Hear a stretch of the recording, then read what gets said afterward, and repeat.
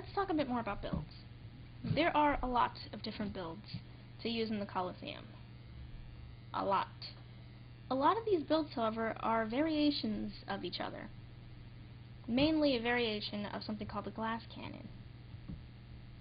A glass cannon is a dragon with high strength, high quickness, and low vitality.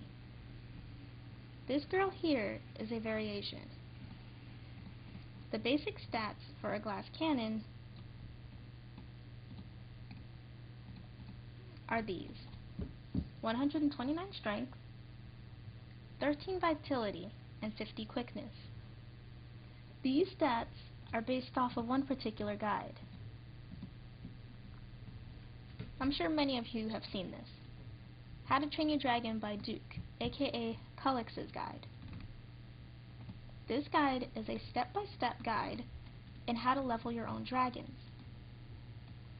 It's very, very handy if you have no idea how and when to up the stats. It shows it for both tinctured and untinctured.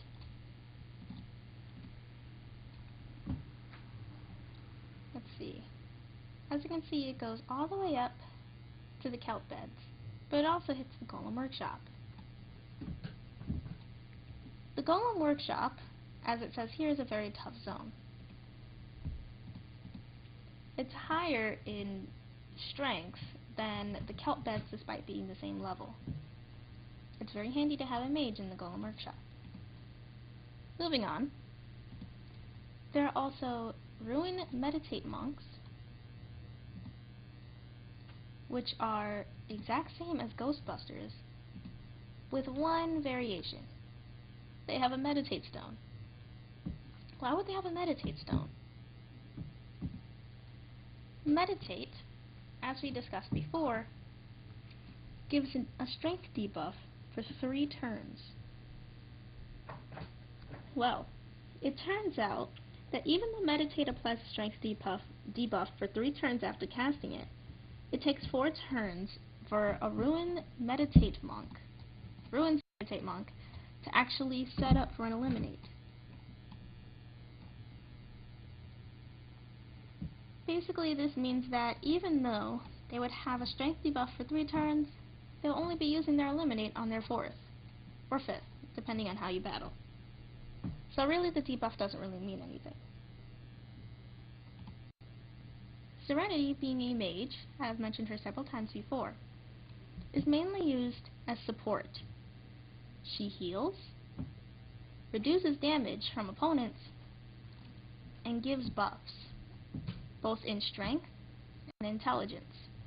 However, the intelligence is mainly for her. The strength is for the other dragons that she fights alongside. Trainer dragons, well, trainers, it's a very, very broad term. You can say Coral is a trainer. Serenity could also be a trainer as well.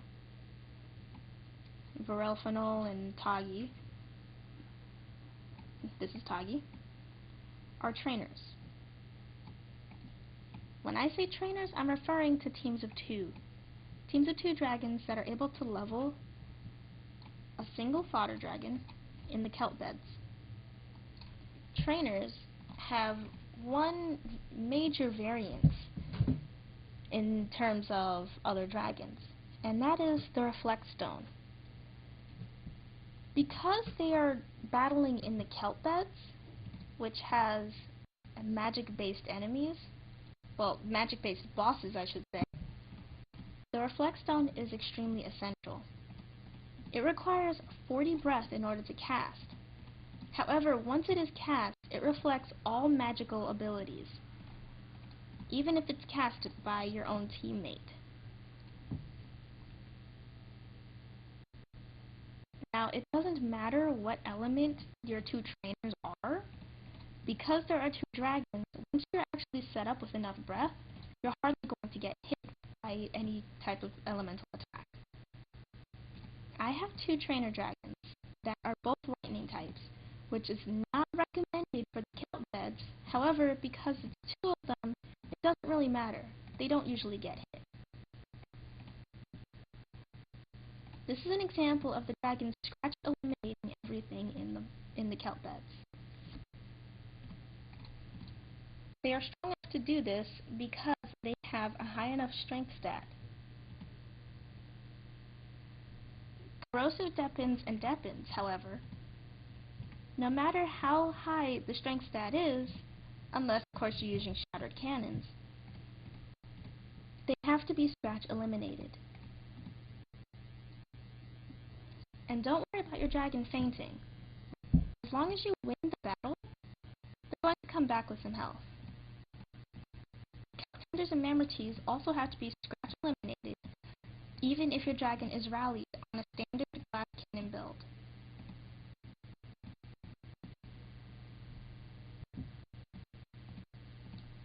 I'm going a little bit slower than normal, but I estimated and actually timed myself leveling my dragons. Fodder dragons can be leveled up to level 6 in about 5 minutes. Now, I'm going to show you how to use Rally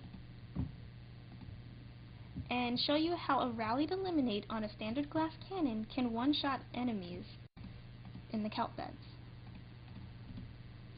By giving 30 extra stat points, she's able to make quick work of the opponents. So having Rally can be very useful. And here's the Wave Sweeper. This is a boss. Wave Sweepers deal magical damage. Now, I do not recommend using the reflex right away. It gives you more time to actually have them on and build up more breath to build up a second shield, because the reflect will not last the entirety of the battle. So here we go with the last 2 turns that these girls have. I'm going to throw Reflect up on her, and I'm going to have her cast Reflect on herself as well. Here's the thing.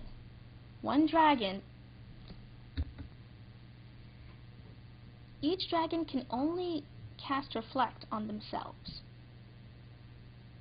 That means that if Tagi casted Reflect on herself, then tried to cast Reflect on another dragon, it would actually leave her and go to the next dragon.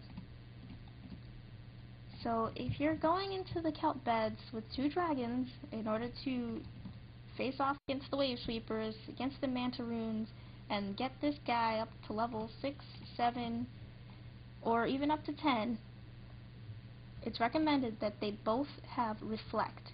That way, they can be protected from damage from the bosses.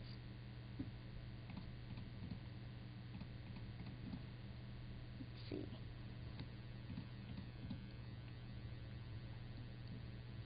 As you can see, the Wave Sweeper used Meditate. That means that he has at least 30 points of breath. It's also not a physical attacker, so the Meditate exhaustion doesn't harm it. However, if one of these girls were to use it, they would be dealing 75% less damage in each of their scratches. Now, you'll see in a lot of guides that once you reach a boss, to just throw out all of your eliminates that you have breath for. However, I do not at all recommend this. When you are faced off against a boss, and you throw up your Reflect, save your breath. I'm serious. Save your breath. That way you'll be able to cast up a second Reflect when the first one runs out. If you waste all of your breath using eliminates on the bosses, then you won't have enough to actually cast a second Reflect once it wears off, and then the boss will be able to actually attack you. Alright, so here we're going to rally, and we're going to make quick work of the Marin Scouts on the sides. Even with a rallied eliminate, I always attack the physical hitters first. That way, even if one of them misses,